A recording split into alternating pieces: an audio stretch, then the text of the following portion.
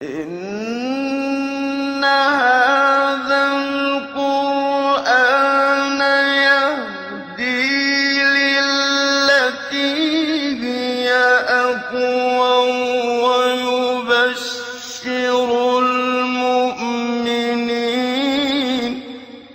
ويبشر المؤمنين الذين يعملون الصالحات أن لهم أجرا كبيرا. بسم اللہ الرحمن الرحیم، الحمد للہ رب العالمین وبہ نستعین وصلی اللہ وسلم علی سید الانبیاء والمرسلین وعلی آلہ واصحابہ اجمعین ومن تبعہم باحسان الی یوم الدین، اما بعد۔ سلسلہ تفسیر کی یہ نشست نمبر 125 ہے سورۃ الحج کے اعتبار سے، اور اس نشست میں انشاءاللہ سورۃ الحج کی آیت نمبر 34 کی تفسیر ہوگی۔ اللہ رب العالمین نے ارشاد فرمایا وَلِكُلِّ أُمَّةٍ جَعَلْنَا مَنْسَكًا۔ یہ آیت کریمہ اس کے بعد کا بھی کافی حصہ ہے۔ اس آیت کریمہ کا جو آغاز ہے، کچھ اساسی باتیں میں نے آپ کے سامنے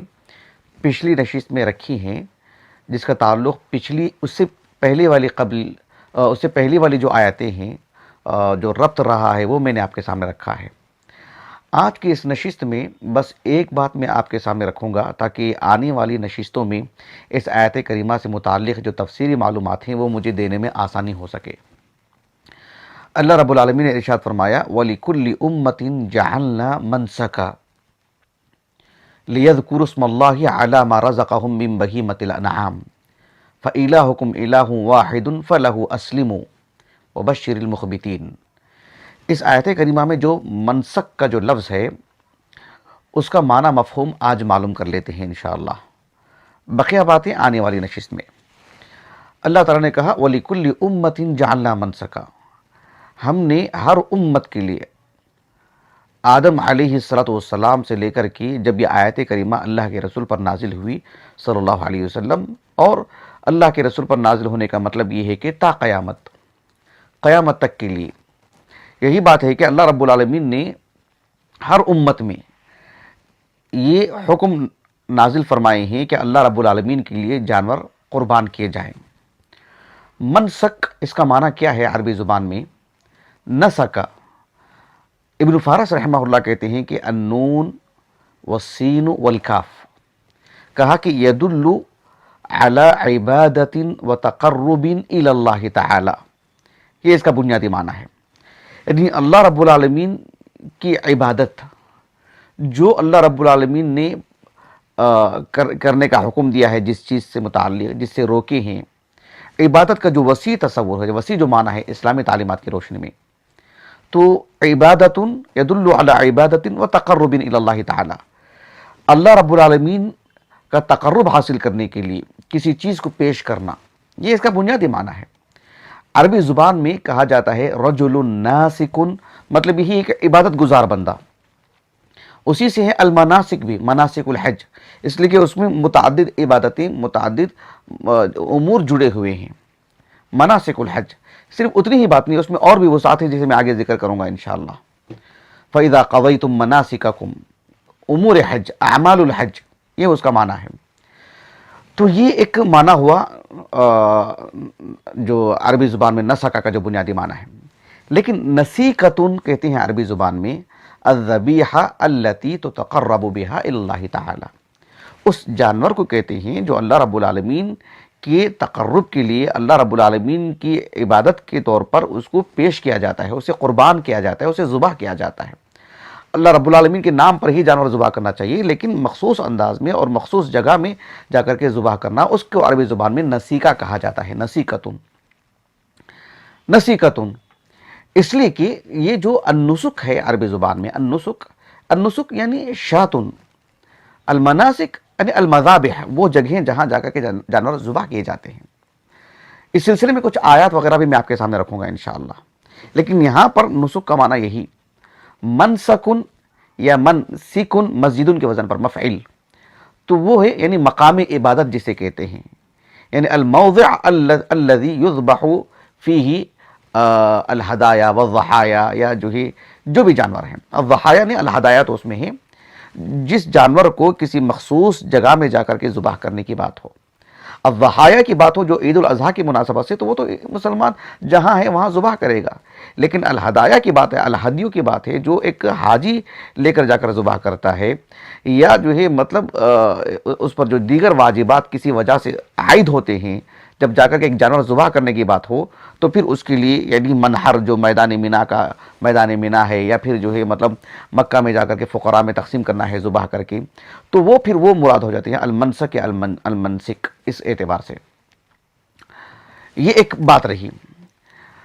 اہل علم سے جو بات ہمیں منقول ہے کہ منسک کا یہاں پر معنی کیا ہے، وہ یہی ہے کہ الذبیحہ یعنی کسی جانور کو ذبح کرنا، جانور کو ذبح کرنا، اللہ کے راستے میں قربان کرنا، قربانی دینا.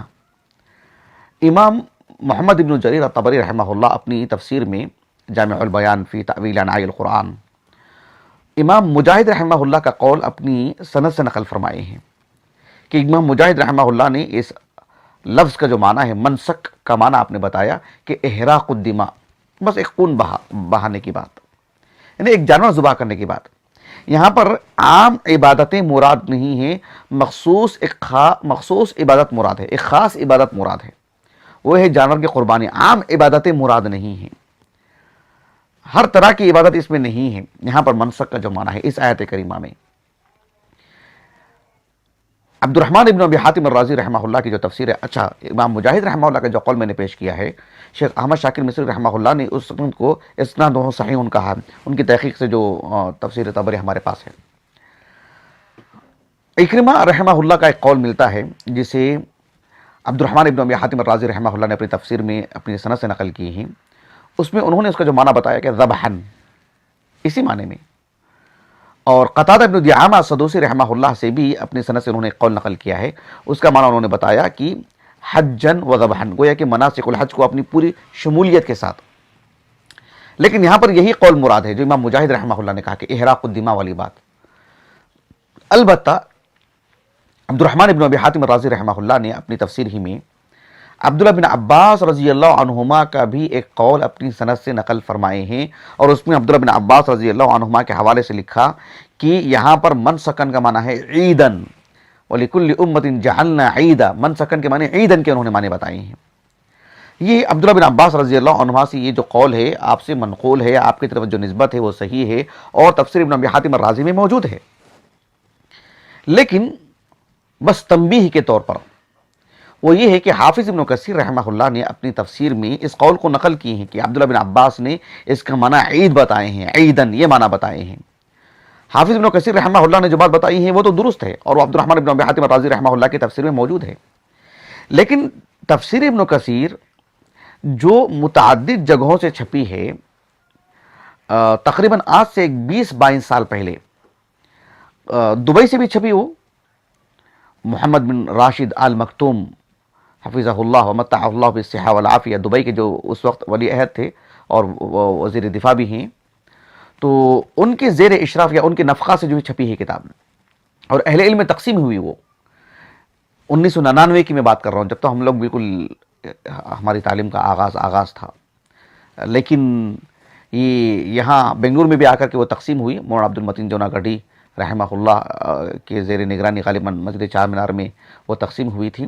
تو اس وقت جن جو لوگ فارغ تھے کسی مدرسے سے، فارغین جو تھے جامعہ دارالسلام عمر آباد سے، دیگر مدارس سے، جو لوگ جنوبی ہند کے، انہوں نے جا کر کے اپنی سند پیش کر کے اس کو حاصل کیے تھے. جامعہ دارالسلام عمر آباد کے متعدد اساتذہ بھی گئے تھے اس وقت لانے کے لیے، اور ہمارے جو سسر ہیں مولانا انور عمری حفظہ اللہ، تو وہ بھی جا کر کے لے لیے تھے تفسیر ابن کثیر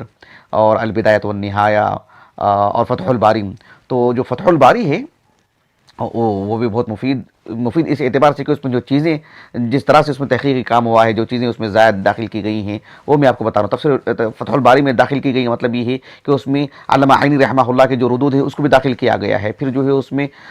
خیر میں موضوع سے ہٹ رہا ہوں، تو وہ بھی میرے پاس موجود ہے الحمدللہ. تو یہ تفسیر ابن کثیر بھی میرے پاس موجود ہے، انہی کے پاس سے میں نے حاصل کی ہے.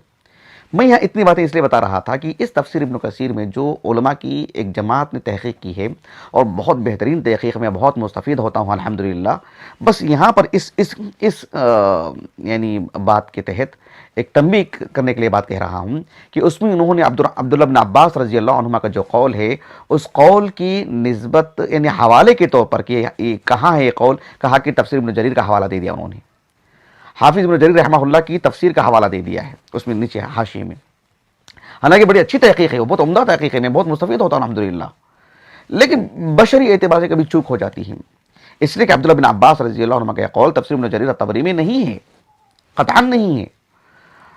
میں ایک تو بار بار تلاش کر رہا تھا تفسیر ابن جریر الطبری میں کہ یہ قول کہاں ہے، کیونکہ ان کی تحقیق پر ہمارا بڑا اعتبار ہے، لیکن جب میں موسوعۃ التفسیر المأثور جب میں دیکھا تو اس میں اس آیت کریمہ کی تفسیر میں امام مجاہد رحمہ اللہ کا قول نقل کرنے کے بعد انہوں نے صاف لکھا ہے کہ امام طبری رحمہ اللہ نے سوائے امام مجاہد کے قول کی کسی اور قول کو انہوں نے نقل کیا ہی نہیں ہے۔ بہت ممکن ہو انہوں نے اس تحقیق کو بھی سامنے رکھ کر کے جو ہے مطلب اشارتاً رد کیا ہو، واللہ اعلم۔ بہرحال یہ ایک طرح کی جو ہے مطلب علمی طور پر چوک ہوئی ہے، یہ تفسیر ابن جریر الطبری میں نہیں ہے، تفسیر ابن ابی حاتم الرازی میں یہ قول موجود ہے، بس بطور تنبیہ ایک طالب علم متنبہ رہے۔ یہاں تک ایک بات ہو گئی۔ قرآن مجید میں بے شمار ایسی آیات بھی ہیں، کچھ آیاتیں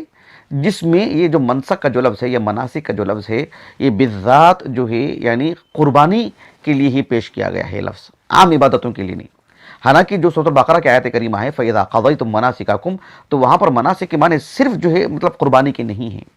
اس میں جو ہے مطلب پورے اعمال حج ہیں، لیکن اس آیت کریمہ کو سامنے رکھیے جیسے اللہ رب العالمین نے فرمایا سورۃ الانعام کے اواخر میں کہ قل ان صلاتي ونسكي ومحياي ومماتي لله رب العالمین، قل ان صلاتي ونسكي، وہاں پر نسک کے معنی قربانی کے ہیں۔ اور وہ جو ابراہیم علیہ السلام کی جو دعا ہے سورۃ البقرہ میں،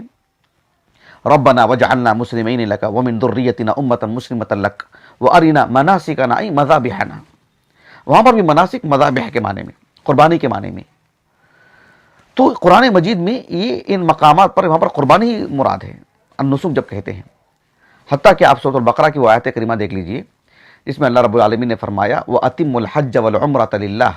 فَإِنْ أُحْصِرْتُمْ فَمَا اسْتَيْسَرَ مِنَ الْهَدْيِ وَلَا تَحْلِقُوا رُؤُوسَكُمْ حَتَّى يَبْلُغَ الْهَدْيُ مَحِلَّهُ فَمَنْ كَانَ مِنْكُمْ مَرِيضًا أَوْ أَذًى مِنْ رَأْسِهِ فَفِدْيَةٌ مِنْ صِيَامٍ أَوْ صَدَقَةٍ أَوْ نُسُك، نسک یعنی شات ان کے معنی میں، یعنی ایک جانور ایک بکری کو قربان کرنا، اس کی قربانی دینا، یہ معنی ہے وہاں پر عام عبادت کی مراد نہیں ہے۔ یہ جو آیت کریمہ جو آخر میں نے ابھی پڑھی ہے سورۃ البقرہ کے آپ کے سامنے، جو امور حج سے متعلق ہے، جس میں ایک جانور کو قربانی کرنے کی بات آ رہی ہے، ایک بکری کو قربان کرنے کی بات آ رہی ہے، اس سلسلے میں ایک حدیث مبارکہ بھی ہے، کیونکہ اس کا شان نزول کے طور پر وہ آیت کریمہ کس کے حق میں نازل ہوئی تھی۔ یہ اور بات ہے کہ العبرۃ بعموم اللفظ لا بخصوص سبب، اس آیت کریمہ میں جو حکم ہے اس قصے سے نہیں جوڑا جائے گا فلاں صاحب سے، وہ تو ایک سبب ہے نزول کا، لیکن وہ جس فرد کے حق میں بھی یہ بات ہوگی وہ سبوں کے لیے عام ہے یہ آیت کریمہ۔ اس سلسلے میں ایک حدیث مبارکہ آتی ہے سبب نزول کے طور پر، جسے امام بخاری اور امام مسلم رحمہم اللہ اپنی الصحیح میں لے کر آئے ہیں۔ امام بخاری رحمہ اللہ جو کتاب الحج بہت ہی مفصل اور بہت ہی مطلب یعنی تفصیلی کتاب ہے، اس کے بالکل اواخر میں امام بخاری رحمہ اللہ نے ابواب المحصر، المحصر احصار سے اس میں مفعول، یعنی ایک طرح کی جو رکاوٹ ہوتی ہے ایک حاجی کے لیے، کسی بھی طرح کی رکاوٹ، کبھی دشمن کی طرف سے، کبھی جو ہے حالات پر خطر ہوتے ہیں، کبھی طوفان، کبھی بارشیں، اور کبھی جو ہے لاک ڈاؤن ابھی ان ایام میں، کسی طور پر بھی، تو الاحصار سے اس میں مفعول ہے المحصر، ابواب المحصر، یعنی ایک حاجی کو کیا کیا رکاوٹیں آ سکتی ہیں۔ تو اس ضمن میں امام بخاری رحمہ اللہ نے یہ حدیث لے کر کے آئے ہیں، اور عنوان جو قائم کیا امام بخاری نے بڑا دلچسپ، باب النسک، یعنی النسک کیا ہے؟ النسک شاتن، النسک سے مراد جو ہے شات یعنی بکری مراد ہے، عام عبادت مراد نہیں ہے۔ معروف صحابی کعب بن عجرہ رضی اللہ عنہ، جن کا 50 ہجری کے بعد انتقال ہوا، آپ صلی اللہ علیہ وسلم کی زندگی میں جب اللہ کے رسول کا انتقال ہوا تو تقریباً ایک 40 کے آس پاس عمر تھی آپ کی، 40 سال کے آس پاس لگ بھگ، اور آپ کا انتقال تو 72 سال کی عمر میں ہوا۔ تو کعب بن عجرہ رضی اللہ عنہ جو انصاری صحابی ہیں، کچھ دیر سے اسلام قبول کیا انہوں نے، لیکن حدیبیہ کے موقع پر شریک تھے، صلح حدیبیہ کے موقع پر، آپ صلی اللہ علیہ وسلم کے ساتھ تھے، وہ سفر میں تھے اللہ کے رسول کے ساتھ. وہ کہتے ہیں کہ هذه الآیۃ انزلت فی، یہ آیت کریمہ تو میرے حق میں ہی نازل ہوئی، جو سورۃ البقرہ کی میں نے ابھی آپ کے سامنے پڑھی ہے. صحیح مسلم میں اس کی صراحت ہے. کعب بن عجرہ رضی اللہ عنہ کہتے ہیں کہ ان کے جو بال تھے اور اس میں جو جمع ہو گئے تھے اور کافی تکلیف ہو رہی تھی ان کو، اور حالت احرام میں تو بال کاٹ نہیں سکتے ہیں، وہ کافی تکلیف محسوس کر رہے تھے. صحیح مسلم میں بھی یہ حدیث موجود ہے کتاب الحج میں.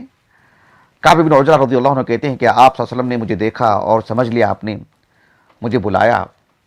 اور کہا کہ ادنو، مجھے قریب ہونے کے لیے کہا. میں فدنوت، میں قریب ہو گیا اللہ کے رسول کے. آپ صلی اللہ علیہ وسلم نے کہا کہ مزید قریب ہو جائیے، تو میں مزید قریب ہو گیا اللہ کے رسول کے. کیسے معلم ہیں، کیسے والد ہیں اللہ کے رسول صلی اللہ علیہ وسلم، بحیثیت والد، بحیثیت معلم، بحیثیت مربی. آپ قریب کر رہے ہیں ان کو ایک مرض ہے، ایک تکلیف ہے ان کو، اور پوچھ رہے ہیں کہ ایؤذی کا حوامک، یہ جو تمہیں تکلیف دے رہے ہیں، اذیت پہنچا رہے ہیں تم کو. کہا کہ ہاں اے اللہ کے رسول.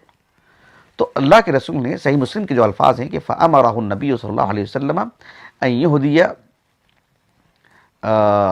فِدْيَةً، بطور فدیہ وہ کچھ پیش کریں، من صیام او صدقۃ او صدقہ من صیام او صدقۃ من طعام، یا پھر جو ہے او نسک ما تیسر، یا تو آپ جو ہے مطلب 6 مسکینوں کو کھانا کھلائیں، یا آپ 3 دن کے روزے رکھیں، 3 دن کے روزے رکھو، یا 6 دن کے کیا کہتے ہیں 6 مسکینوں کو کھانا کھلاؤ، یا پھر جو ہے یعنی ایک بکری ذبح کرو، ما تیسر، جو تمہیں میسر ہو. تو کعب بن عجرہ رضی اللہ عنہ کے حق میں یہ آیت نازل ہوئی تھی، اس وقت ان کا یہ معاملہ تھا، اور یہ حدیث متفق علیہ حدیث ہے. لیکن ایک قابل توجہ بات یہ بھی ہے کہ سنن ابی داؤد میں بھی یہ حدیث موجود ہے، کتاب المناسک میں، اور امام ابو داؤد رحمہ اللہ نے باب فی الفدیہ ایسا عنوان قائم کیا ہے، اور اس باب کے تحت امام ابو داؤد رحمہ اللہ نے یہی حدیث لائے ہیں کعب بن عجرہ کی. لیکن وہ حدیث سندن ضعیف ہے، ایک تو سند کے اعتبار سے بھی، اور پھر اس کے متن پر بھی گفتگو ہوئی ہے. سند کے اعتبار سے کیوں؟ اس لیے کہ اس میں لیث ابن سعد رحمہ اللہ کے جو استاد ہیں نا، نافع ہیں، نافع رحمہ اللہ تابعی ہیں، لیکن وہ کعب بن عجرہ رضی اللہ عنہ سے جو روایت پیش کر رہے ہیں اس انداز میں کہتے ہیں کہ ان رجلا من الانصار حدثہ، کہ کعب بن عجرہ رضی اللہ عنہ کی اس حدیث کو نافع رحمہ اللہ کو کون سنائے؟ کہا کہ وہ سنانے والے ایک انصاری صاحب تھے. وہ انصاری صاحب کون ہیں؟ ان کا مجہول ہونا ہی اس روایت کو جو ہے مطلب ضعیف قرار دیتا ہے، ضعیف کی وجہ ہے ان کا مجہول ہونا. شیخ البانی رحمہ اللہ نے اسی وجہ سے ضعیف کہے ہیں. ایک تو یہ بات ہوئی. دوسری بات، اس روایت کا جو متن ہے اس میں یہ بات ہے کہ آپ علیہ الصلوۃ والسلام نے امرہ النبی صلی اللہ علیہ وسلم ان یہدی ہدیا بقرۃ، کہ بطور فدیہ وہ ایک گائے ذبح کریں، بکری نہیں، ایک گائے ذبح کریں. اس میں بقرۃ کا لفظ ہے، تو بقرۃ کا جو لفظ ہے ایک صحیح بخاری یعنی متفق علیہ حدیث کے معارض ہے. وہ اس اعتبار سے وہ غیر محفوظ ٹھہری وہ حدیث. تو اس اعتبار سے بھی اس پہ کلام ہوا کہ منکر روایت ہے وہ. ایک تو وہ منکر روایت ہے اس لیے کہ اس میں جو بقرہ کا لفظ ہے وہ ایک مجہول راوی سے جو ہی بات مل رہی ہے، اور سند اور متن ہر دو اعتبار سے اس پر کلام ہوا ہے. یہ کچھ باتیں آج کی نشست میں رہیں، بقیہ باتیں انشاءاللہ آنے والی نشست میں آپ کے سامنے رکھوں گا. اللہ تعالیٰ سے دعا ہے کہ اللہ تعالیٰ ہماری اس نشست کو ہمارے اساتذہ، ہمارے والدین، ہمارے کل معاونین، مشاہدین، ہمارے اہلیہ کے لیے، ہمارے فرزندان کے لیے، ہمارا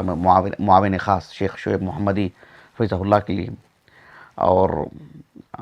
خصوصاً ہود کے لیے بھی جو پوری ریکارڈنگ کی ذمہ داری سنبھال رہے ہیں، اور ہمارے اہلیہ کو اللہ بہترین بدلہ عطا فرمائے، علم نافع عطا فرمائے، بعمل بنائے. اللہ رب العالمین ہمیں اللہ تعالیٰ کے تقرب حاصل کرنے کے جو اعمال ہیں، جو امور ہیں، انہیں اختیار کرنے کے اللہ ہمیں توفیق دے، سعادت دے. سبحانک اللہم و بحمدک، اشہد ان لا الہ الا انت، استغفرک و اتوب الیک.